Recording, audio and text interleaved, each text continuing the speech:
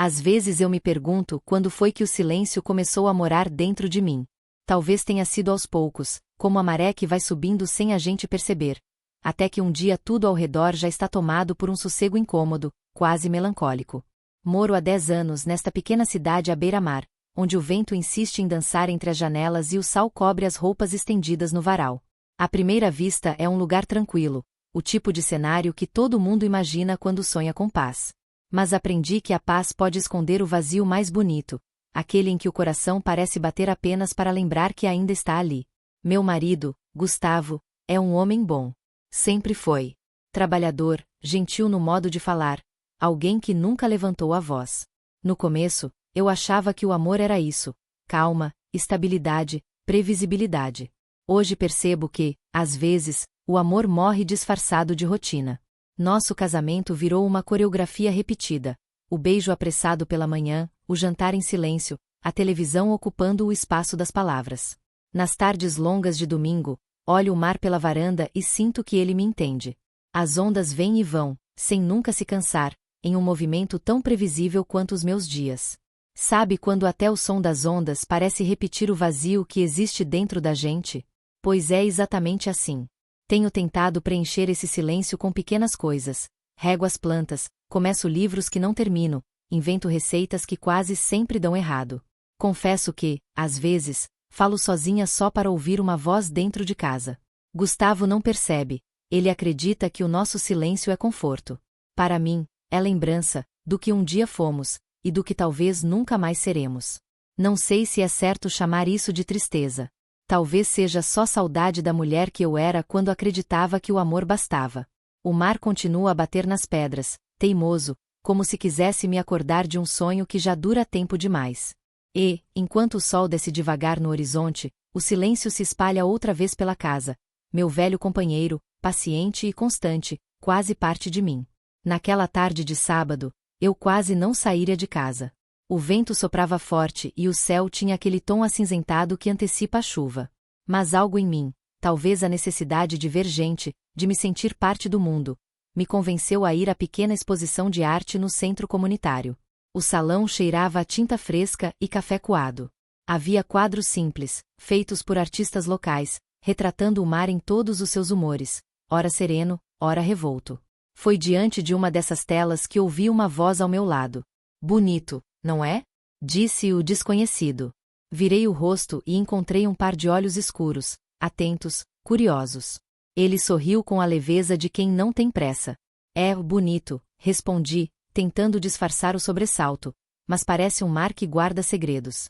Ele riu, um riso que soou como música num ambiente cheio de murmúrios. Talvez porque quem pintou queria esconder os próprios, comentou, e apontou discretamente para o crachá pendurado em seu peito. Rafael Almeida, ilustrador. Soube então que era o autor de metade das telas expostas. Contou-me que havia morado anos no Rio, trabalhando com histórias em quadrinhos, e retornará para cuidar da mãe adoentada.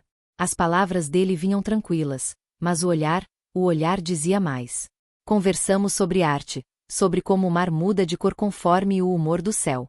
Ele me escutava como se cada frase fosse descoberta.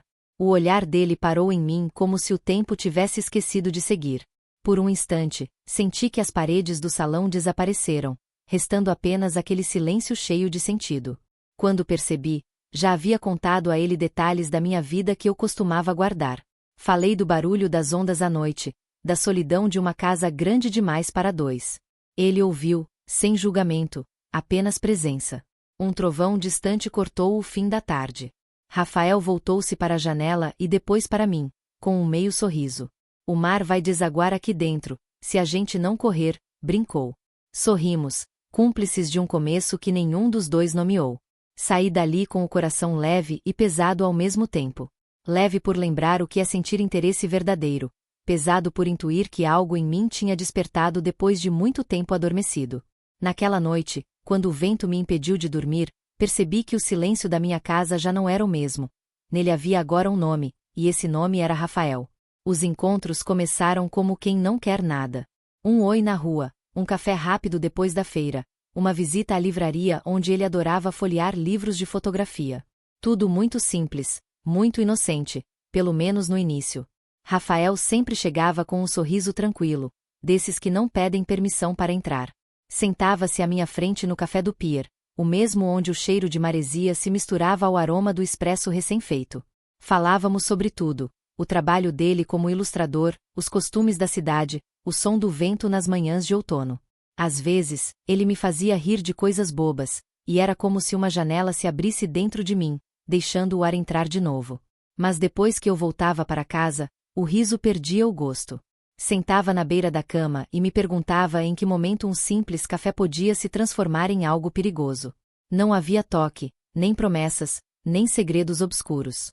Ainda assim, havia o que eu não queria admitir: uma espera ansiosa pela próxima mensagem, pela próxima conversa. Ele parecia entender meus silêncios. Não me cobrava nada, não forçava palavras. Só me olhava, e naquele olhar eu encontrava o que tinha esquecido que existia: interesse, presença, vida.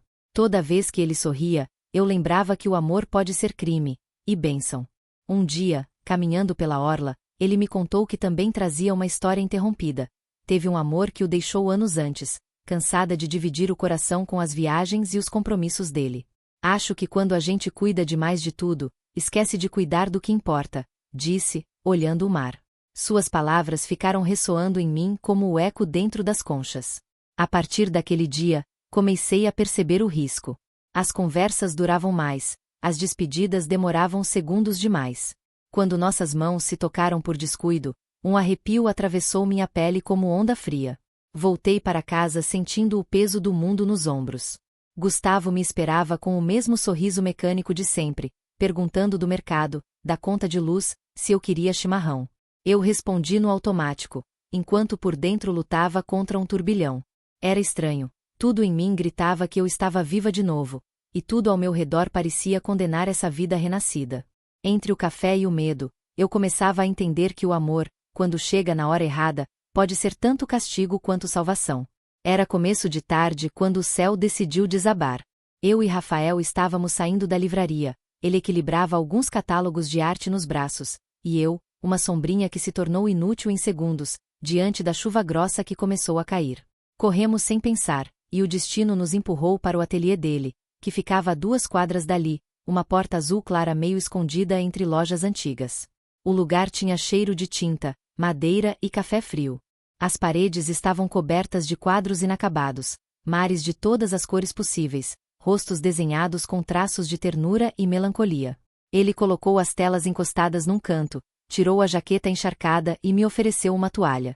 O som da chuva tamborilando no telhado fazia o mundo parecer distante. Parece que o tempo resolveu nos sequestrar, ele disse, com aquele sorriso que sempre me desarmava. Rimos. Pela primeira vez em muito tempo, senti que o riso vinha de um lugar sem máscaras.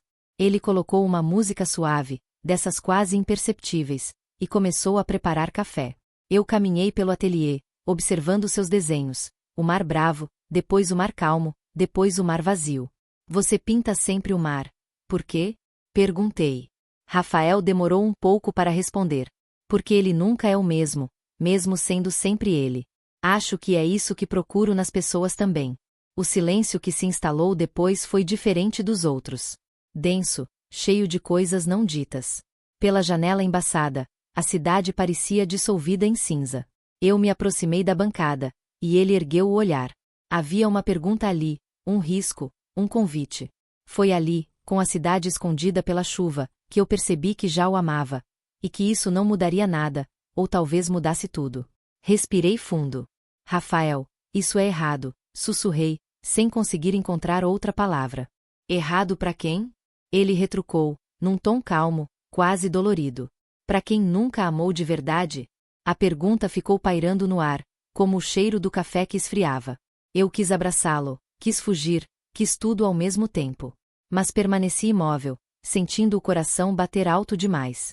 Não posso, falei por fim, a voz trêmula. Ele assentiu, lentamente, e deu um passo atrás. Eu sei. Durante alguns segundos, nada mais se ouviu além da chuva.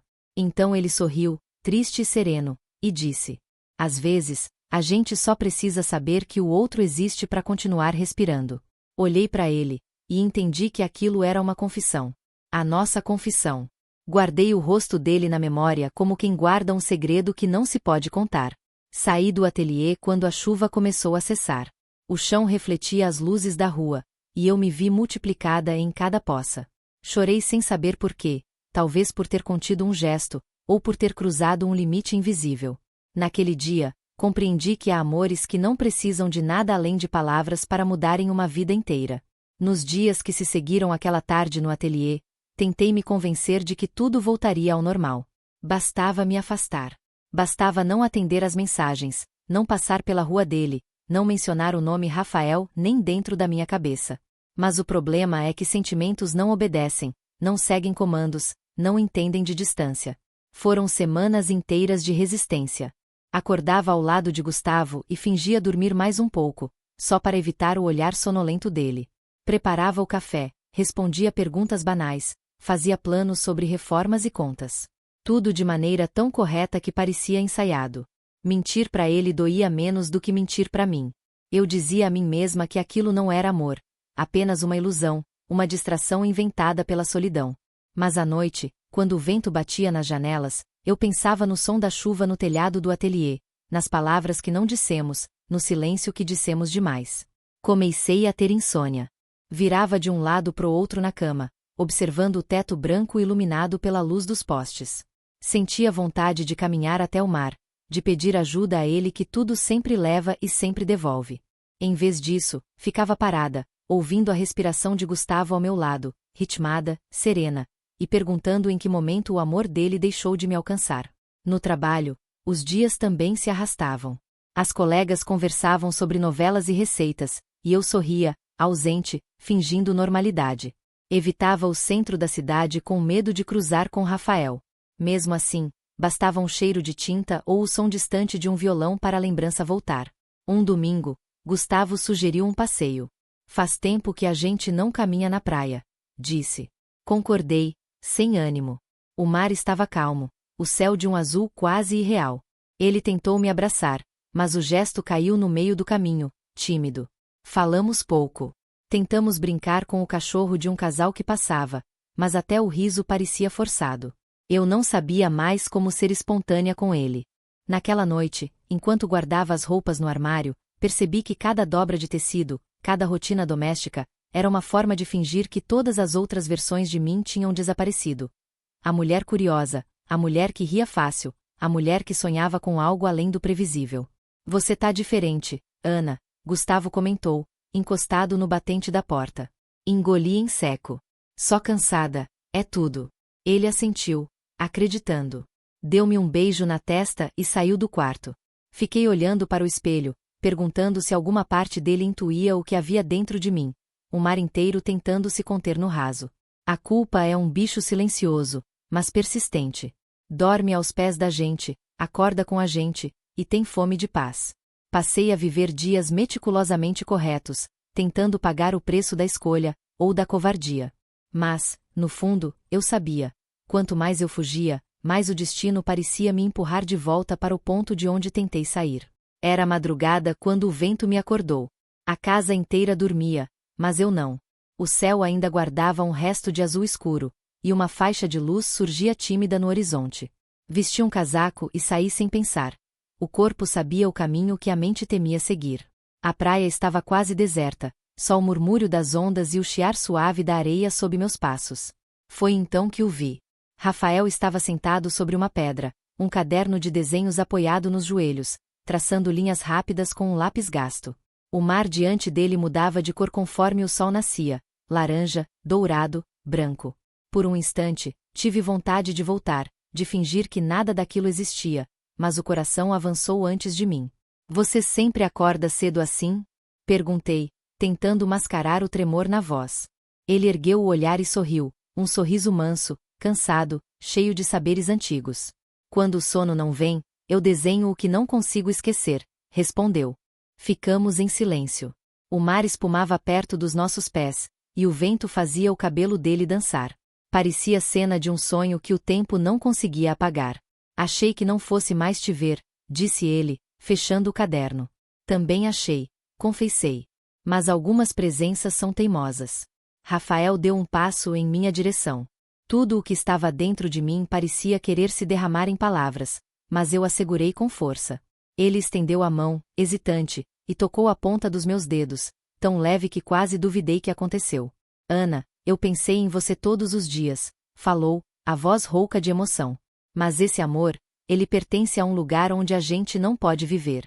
A brisa cortou o som, e ainda assim entendi cada sílaba. Amei e temi na mesma medida. Eu sei. E talvez por isso doa tanto. Ficamos ali, dois náufragos tentando agradecer ao mar pela tormenta. Ele disse, te amo bastante para te deixar livre. E naquele instante eu soube que amor também é renúncia. Tudo em mim quis chorar, mas o sol nascente não permitia tristeza, apenas aquele tipo de calma que vem depois da tempestade. Promete que vai continuar desenhando o mar? Perguntei, antes que o silêncio se partisse. Ele assentiu. Prometo. E você, promete continuar vivendo? Sorri com os olhos úmidos. Vou tentar. O sol subiu um pouco mais, dourando nossas sombras. Não houve abraço nem adeus prolongado, apenas a certeza silenciosa de que algo profundo nos unia, e ao mesmo tempo, precisava ser deixado para trás. Enquanto voltava pela areia, senti o vento bater em mim como um lembrete. A verdade dói, mas liberta.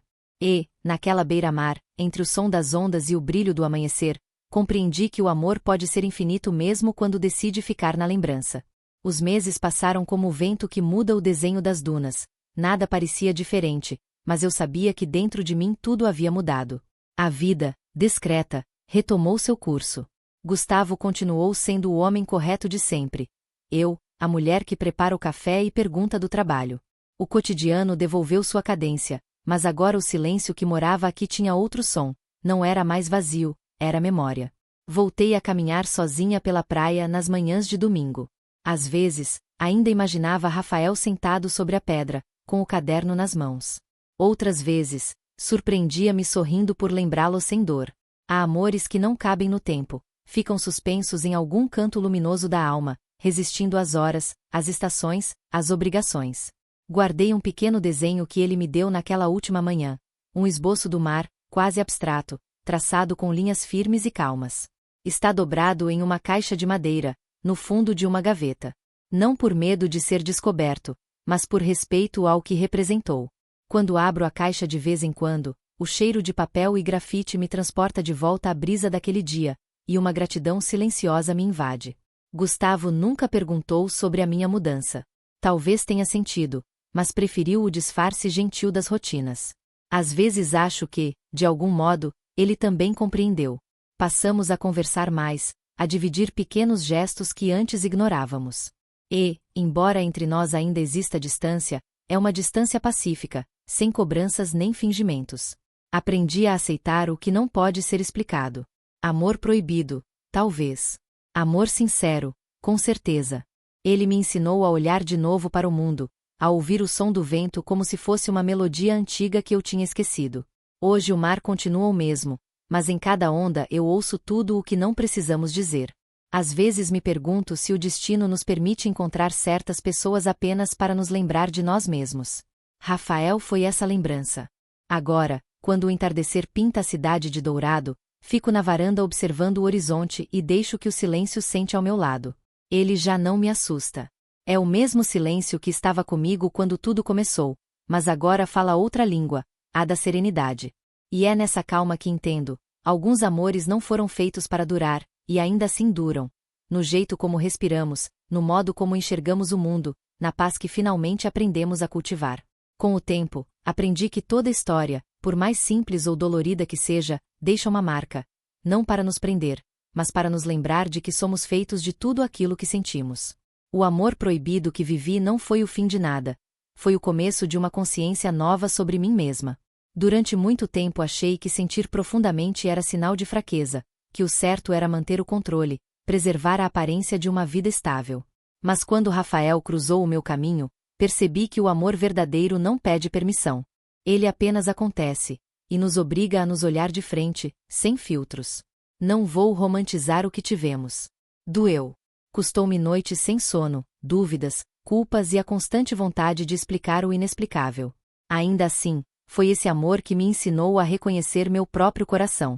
Mais do que uma lembrança, ele se tornou um espelho. Toda vez que me sinto perder rumo, lembro da mulher que fui ao lado dele. Corajosa o bastante para sentir, e madura o suficiente para deixar partir. Hoje, entendo que viver não é escolher entre o certo e o errado, e sim entre o que paralisa e o que transforma. Às vezes, o erro é apenas o caminho mais humano para a verdade. Guardo dessa história a certeza tranquila de que não preciso me punir por ter amado. Nem todo amor precisa durar para ser verdadeiro. Alguns existem apenas para nos acordar de um tipo de sono que chamamos de rotina. E, quando despertamos, mesmo que o mundo siga igual, nós já somos outros. Às vezes caminho pela beira-mar ao entardecer e observo as marcas de passos que a maré vem apagar. Penso em como é bonito ver o vai e vem da água, levando embora o que já cumpriu seu papel. Assim também é a vida. O que permanece não é o rastro, mas a transformação. O sol se despede atrás do morro, o vento sopra leve, e por um instante sinto uma paz que eu nunca imaginei possível. Não é euforia nem saudade, é compreensão. O tipo de calma que chega quando a alma faz as pazes com o próprio passado. Fecho os olhos e agradeço. Pelo amor, pela dor, pelo aprendizado. Porque no fim, o valor de ter sentido tudo isso está justamente em saber que vivi de verdade. E viver, com toda sua beleza e imperfeição, é o sentimento mais puro que existe.